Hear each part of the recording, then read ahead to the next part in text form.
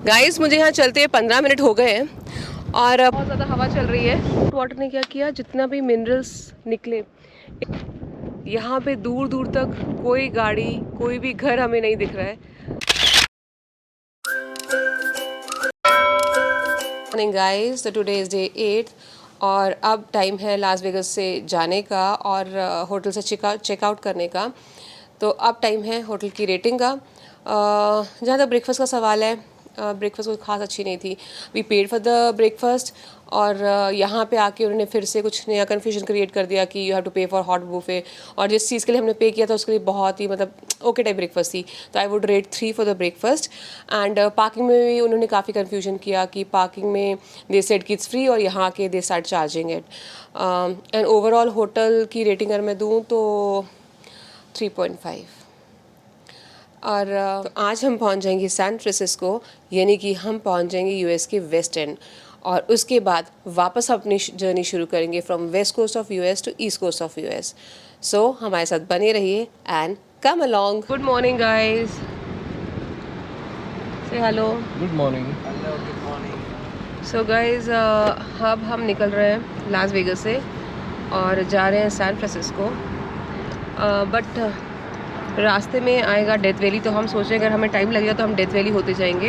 अब Las Vegas आए ना, और अगर आप दोपहर को स्ट्रिप पे वॉक कर रहे हैं तो उस समय आपको ध्यान रखना है कि आपके पास पानी जो है काफ़ी होना चाहिए, क्योंकि यहाँ पे बहुत गर्मी है। जैसे दिल्ली में हमारे यहाँ पीक जून जुलाई में गर्मी होती है, वैसे गर्मी यहाँ पे है।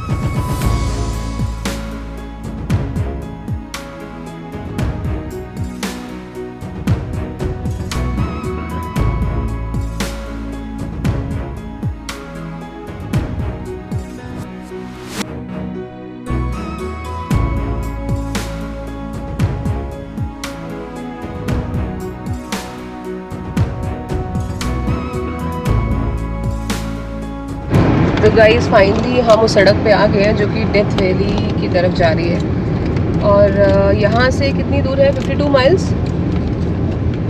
2 माइल है। पीछे एक आरवी थी, उसके पीछे डेजर्ट कूलर लगाया था। ओके, तो ये 52 माइल्स यहाँ से दूर है। और नाम जो है बहुत ही ज़्यादा फैसिनेटिंग तो नहीं कहूँगी, बट स्केरी है, स्कैरी और इनक्विजिटिव थोड़ा सा कि भाई यहाँ पे क्या होगा। तो उसको रखना चलो।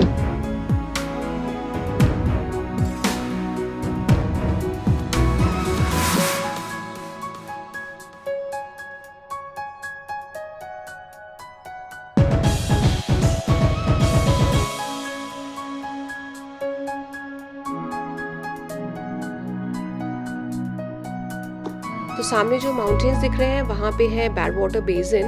ये नॉर्थ अमेरिका का सबसे लोएस्ट पॉइंट है, जहाँ पे की ज़मीन जो है सी लेवल से 86 मीटर नीचे है। यहाँ पे हैं बहुत ही सुंदर सॉल्ट फ्लैट्स, बट फिलहाल हम वहाँ पे नहीं जा पाएंगे क्योंकि हम है रूट 190 पे। हमें जाना है सैन फ्रांसिस्को, और अगर हम अपना रूट 190 छोड़ देते हैं तो हम सैन फ्रांसिस्को टाइम पे नहीं पहुँच पाएंगे। बट हाँ, जो भी चीज़ें 190 रूट पे आएंगी वो हम आपको ज़रूर दिखाएंगे। हम लोगों ने कैलिफोर्निया एंटर कर लिया है और सामने अगेन वास्टनेस है, दूर दूर तक डेजर्ट है। आपको दिखाती हूँ।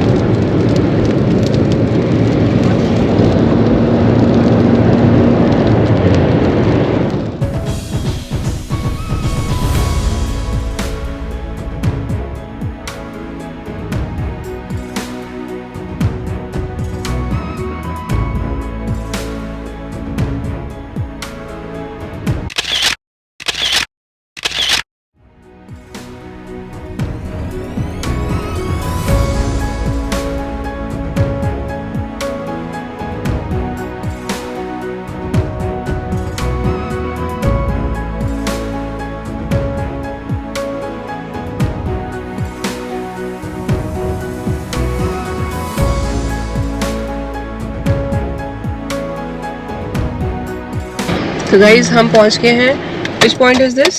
जबरदस्ती पॉइंट. ज़बरदस्ती पॉइंट. तो यहाँ से हम फिर हम जाएंगे डेथ वैली की तरफ.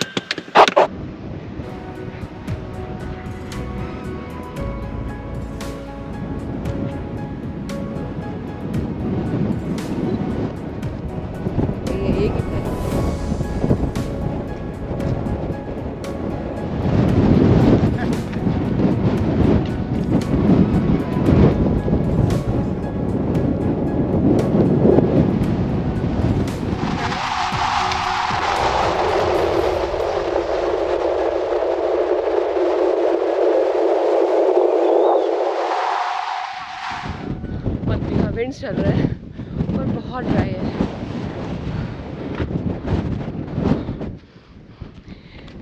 ये जो जगह है ना अपने एक्सट्रीम्स के लिए जानी जाती है. यहाँ एक्सट्रीम हॉट वेदर है और एक फेमस टूरिस्ट डेस्टिनेशन है just because of its vastness, highest temperature and beautiful scenery. Look at this. तो ये है ज़बरदस्ती point and it's a spectacular spot for sunrise. और उसके पीछे जो गोल्डन स्ट्रक्चर दिख रहे हैं इन्हें बोलते हैं बैडलैंड्स. और बैडलैंड्स को अगर आप पास से देखना चाहते हैं तो आपको वॉक करना पड़ेगी बैडलैंड्स लूप. और ये बैडलैंड लूप जो है ये है 2.5 माइल लंबी ट्रेल. बैडलैंड लूप्स के पीछे है गोल्डन कैनियन. गोल्डन कैनियन को अगर आप पास से देखना चाहते हैं तो आपको लेना पड़ेगा गोल्डन कैनियन एंड गोवर गल्च लूप जो कि है 4 माइल लंबी ट्रेल. और उसके पीछे है हमारा बैड वाटर रोड. और बैड वाटर रोड के पीछे है ब्लैक माउंटेन. लावा बाहर निकला है वोल्केनिक एक्टिविटी की वजह से, तो उसकी वजह से ये टिप जो है इस स्ट्रक्चर ब्लैक हो गई है. अच्छा, तो जब ये लावा निकला ना यहाँ से तो साथ में आप देखो हॉट वाटर भी साथ में यहाँ पे बह रहा था. तो हॉट वाटर ने क्या किया, जितना भी मिनरल्स निकले इस वोल्केनो से उसे पूरा वॉश कर दिया. तो जितने भी मिनरल्स थे जैसे कि जिप्सम हो गया या कैल्साइट हो गया, ये पूरा वॉश हो गया. और इसकी वजह से ना पूरे स्ट्रक्चर में लेयर्स हैं अलग अलग कलर की. तो इसलिए है क्योंकि जो हॉट वाटर था उसने अपने साथ मिनरल्स भी वो बहा कर ले गया. और फिर वो जैसे जैसे लेयर में जमता गया वैसे वैसे वो डिफरेंट कलर्स जो है यहाँ इन रॉक्स में आ गए.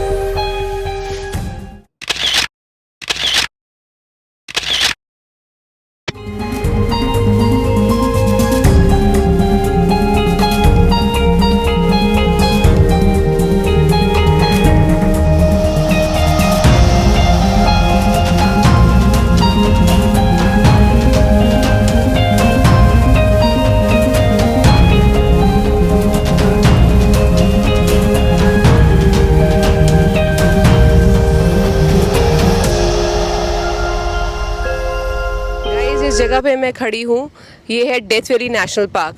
और ये अमेरिका की सबसे हॉटेस्ट जगह है. ना केवल अमेरिका की बल्कि इस अर्थ की one of the hottest place है. 10 जुलाई 1913 में यहाँ पे एक जगह है furnace creek.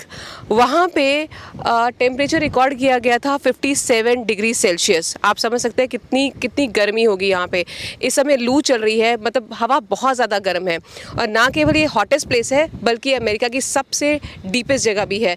It is 86 metre below the sea level. तो इन एक्सट्रीमिटीज़ में एक एक्सट्रीमिटी ये है कि यहाँ पे सबसे ज़्यादा ड्राई एयर है. इतनी ज़्यादा कि आप इतनी फास्ट, यहाँ बहुत सारी डेथ्स हुई हैं बिकॉज ऑफ डिहाइड्रेशन. ये जो डेथ वैली है ना ये डेजर्ट है जो कि ईस्टर्न कैलिफोर्निया में है. और इसका एरिया है 7,800 स्क्वायर किलोमीटर. और ये जो है बहुत ही फेमस टूरिस्ट डेस्टिनेशन है बिकॉज ऑफ इस एक्सट्रीमिटीज़। लोग यहाँ पे इस हाई टेम्परेचर को एक्सपीरियंस करने आते हैं, जो यहाँ का डीपेस्ट पॉइंट है उसको देखने आते हैं। और हॉटेस्ट तो है ही है, लेकिन इसकी वास्टनेस और इसकी beauty, it's really really very gorgeous. हम यहाँ आ रहे थे ना, तो जगह जगह पे साइन बोर्ड से वार्निंग साइन से कि जब आप डेथ वैली में आए तो अपने साथ खूब सारा खाना और पानी लेकर आए, क्योंकि एक तो पानी यहाँ मिलेगा नहीं, और दूसरा जो है डिहाइड्रेशन बहुत फास्ट होती है। और अगर आप, और ये भी वार्निंग थी कि आप जो है हाईवे से ना थोड़ा हाइकिंग के लिए दूर ना निकलें, और अगर एक्सट्रीम वेदर तो बिल्कुल ना निकलें, क्योंकि डिहाइड्रेशन बहुत फास्ट होती है। अगर आप पानी भी पिएंगे तो उतनी जल्दी बॉडी अब्जॉर्ब नहीं करेगी जितनी जल्दी आप डिहाइड्रेट हो जाओगे, और इस वजह से बहुत सारे हाइकर्स की यहाँ डेथ भी हुई है। I think this is also one of the reason कि इसको डेथ वैली कहा जाता है। बट अगर मैं यहाँ 5 मिनट के लिए हूँ ना, तो मुझे ये जो हीट है ना वो भी बुरी नहीं लग रही है। और प्लेस तो बहुत ही ऑसम है, क्योंकि दूर दूर तक ना आपको मतलब वास्टनेस और डेजर्ट और ये सब चीज़ें बहुत अच्छी लग रही हैं। तो आई एम तो रियली एंजॉइंग, बिकॉज मैं यहाँ 5-10 मिनट के लिए हूँ, हाइकिंग करने तो नहीं आई हूँ। यहाँ की जो एंट्री टिकट है यहाँ आने की वो है $30, और उसे यूज़ करके ना आप यहाँ पे 7 दिन का कैंपिंग भी कर सकते हैं। तो अभी हम गए थे कैंप ग्राउंड में, बट वहाँ था कोई नहीं, शायद कोविड की वजह से बंद है। बट 7 डेज़ का कैंपिंग आप उस एंट्री फीस को यूज़ करके कर सकते हैं। दिन में ही नहीं, रात में भी बहुत सुंदर होता है। एक्चुअली इस वास्टनेस की वजह से ना ये पूरा स्काई जो है सितारों से भर जाता है, तो रात जो है ना वो बहुत सुंदर दिखती है। मैंने कुछ पिक्चर्स देखी है जिसमें कि नाइट स्काई के पिक्चर्स दिए, और वो बहुत ही खूबसूरत है। तो लोग कैंपिंग शायद इसलिए वजह से भी करते हैं, वो नाइट स्काई देखने के लिए।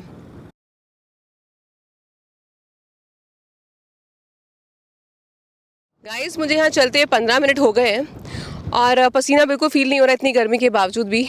मे बी यहाँ की हवा इतनी ड्राई है ना कि पसीना आते ही सूख जाता है। अब मुझे लगता है मुझे यहाँ चलना चाहिए, और मैं और भी जगह देखूँगी, क्योंकि अगर कोई अच्छी जगह दिखती है तो हम पक्का आपको दिखाते हैं। मैं इस समय एक ऐसी जगह पे खड़ी हूँ जहाँ पे कि वैली का ना एक बहुत ही वाइड व्यू दिख रहा है। तो मैं आपको दिखाती हूँ, और आपको दिखेगा कि कितनी खूबसूरत है ये।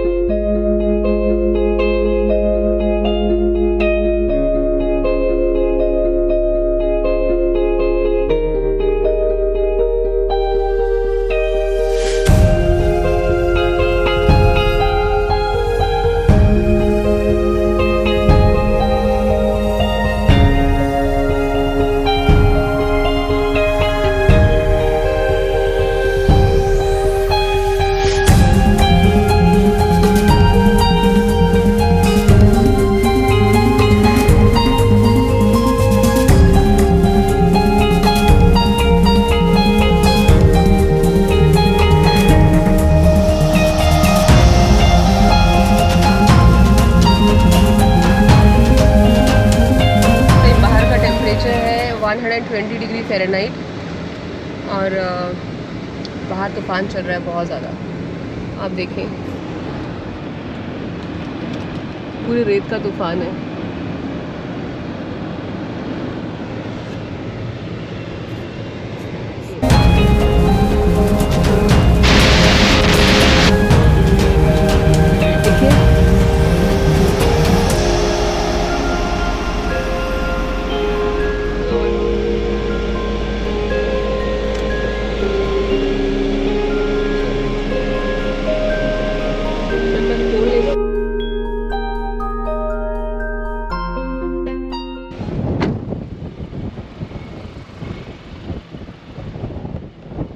गाइस, फाइनली मैं उतर गई हूँ अपनी गाड़ी से सैंड ड्यूज देखने के लिए, बट बहुत तूफान है और बहुत ज़्यादा हवा चल रही है, तो आपको दिखाती हूँ।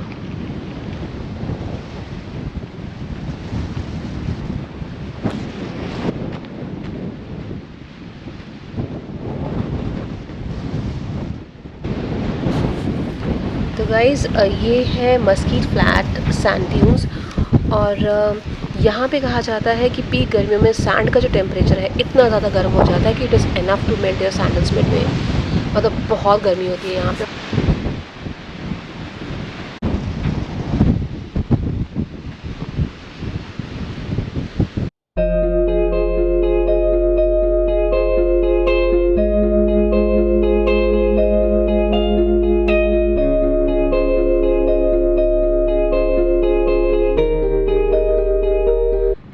पॉइंट पे खड़ी हूँ जहाँ से मैं आपको तूफ़ान दिखा सकती हूँ जहाँ मैं गई थी। Just a moment.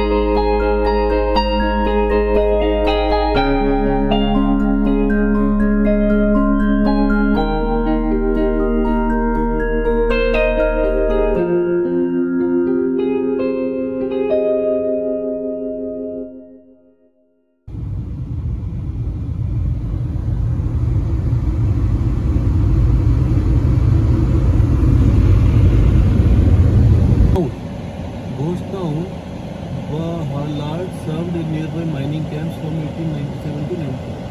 टाउन देखो यहाँ वो घोस्ट टाउन रहता कोई नहीं होता। चलना देखने तो जाना घोस्ट टाउन देखने। क्लैरामिंट सिटी। चलो। रेड वैली के बाद ये बिल्कुल वास्ट लैंड है जहाँ पे कि ना कोई गाड़ी हमें चलती दिखी है पिछले आधे घंटे से, ना ही यहाँ पे कोई किसी का घर है। तो ऑल ऑफ द सडन हमें ना एक कुछ विंड मिल जैसा राउंड राउंड घूमता हुआ दिखा, तो हमें लगा कि ये तो कोई मतलब एंडोरमेंट है, कुछ है। तो पढ़ते हैं बोर्ड पे क्या लिखा हुआ है, तो बोर्ड पे लिखा था कि इट्स अ घोस्ट टाउन। और कुछ इन्फॉर्मेशन थी इसके बारे में, मैंने रिकॉर्ड किया है पूरा उस बोर्ड के बारे में, तो I read it and update you कि इसमें क्या लिखा हुआ है उस घोस्ट टाउन के बारे में। गाइस एक और मुझे बहुत ही अच्छा व्यू पॉइंट मिला है जहाँ से मैं बहुत सुंदर सा व्यू कैप्चर कर सकती हूँ। एक मिनट आपको दिखाती हूँ।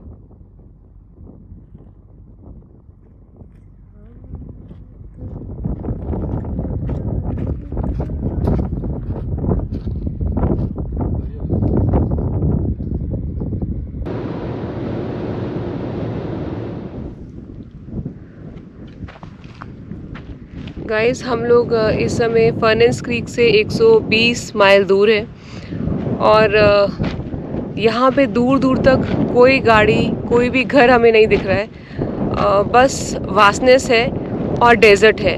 मतलब इतना ज़्यादा वास्ट है, मैं आपको दिखाती हूँ कि कितना वास्ट है। मतलब it's something like views really unique. इतनी वास्टनेस और इतने बड़े डेजर्ट मैंने अपनी लाइफ में पहले कभी नहीं देखे। Just a moment, I will show you.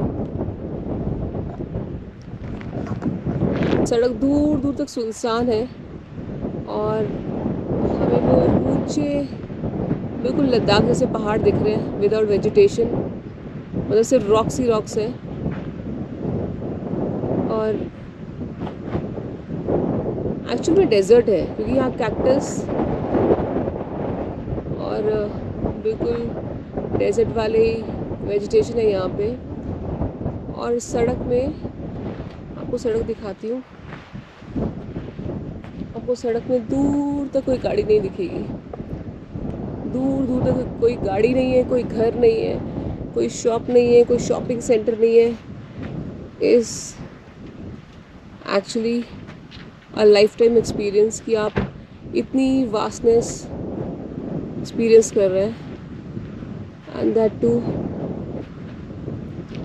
आप बिल्कुल अकेले हैं।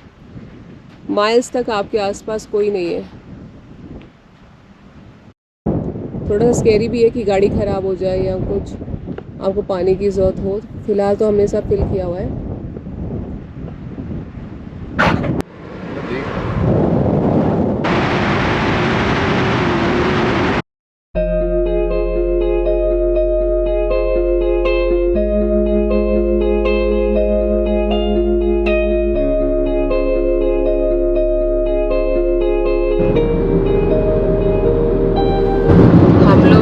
कैलिफोर्निया सिटी है, उसके पास से गुजर रहे हैं और उसके पीछे जो बिल्कुल वास्ट लैंड्स है ना, वहाँ पे 2 एनर्जीज़ को ट्रैप किया गया है। एक है सोलर एनर्जी, तो मीलों तक इन लोगों ने सोलर पैनल लगाए हुए हैं और उन सोलर पैनल से जो है इलेक्ट्रिसिटी जो है ये लोग बना रहे हैं। और साथ में दूसरे जो है इन लोगों ने जो साइड में जो पहाड़ है इन लोगों ने विंड मिल्स लगाई है, मतलब हज़ारों विंड मिल्स लगाई है और विंड मिल से बना रहे हैं इलेक्ट्रिसिटी। सो सोलर एनर्जी और विंड एनर्जी दोनों को ट्रैप करके यहाँ पे बनाई जा रही है बहुत सारी इलेक्ट्रिसिटी। अगर आप डेथ वैली आए ना, तो डेथ वैली से 50 माइल पहले और करीब 200 माइल आगे तक कोई भी फ्यूल स्टेशन, कोई भी रेस्ट एरिया, कोई भी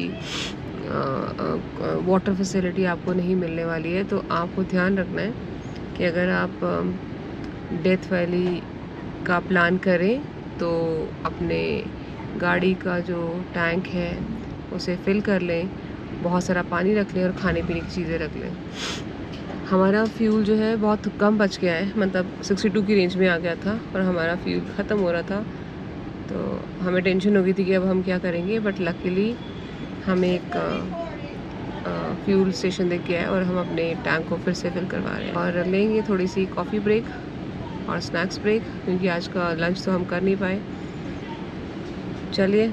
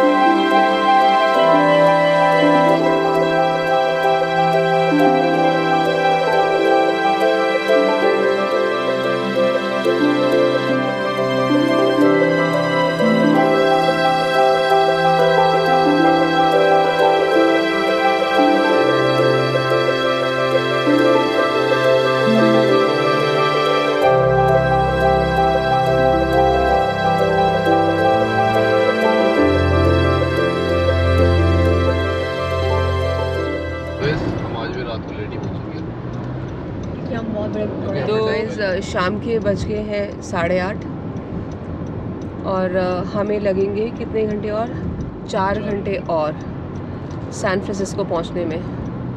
तो रात को हम पहुंचेंगे 1 बजे के आसपास। तो एज़ ऑलवेज़ हमने बहुत सारी ब्रेक्स ली, क्योंकि हम लोग सबसे हॉटेस्ट जगह से गुज़र रहे थे और वहाँ पे इंस्ट्रक्शंस थी कि आपकी गाड़ी का इंजन जो है गर्म हो सकता है अगर आपने एसी ऑन रखा। तो हम गाड़ी की स्पीड भी हमने कम रखी, एसी भी ऑफ़ कर दिया और बीच में ब्रेक्स ले रहे थे, तो जिसकी वजह से हमारा टाइम जो है काफ़ी बढ़ गया। और इतना सुंदर था ये सब कुछ कि हमारा मन कर रहा था कि हम बार बार रुक के वहाँ का व्यू रिकॉर्ड करें और उसे एंजॉय करें। Because when you see a beauty, I think you should take out time to absorb it. So that's what we were doing. तो हम हो गए लेट, हम पहुँचेंगे रात को 1 बजे। तो लेट्स सी 1 बजे पहुँचते हैं कि 1:30 बजे पहुँचते हैं। अगर हम ब्रेक नहीं लेते हैं तो 1 बजे पहुँच जाएंगे। बीच में एक और ब्रेक लेंगे तो हमें बच जाएंगे 1:30। चलिए आपको अपडेट करते रहेंगे कि हम कहाँ पहुँचे हैं।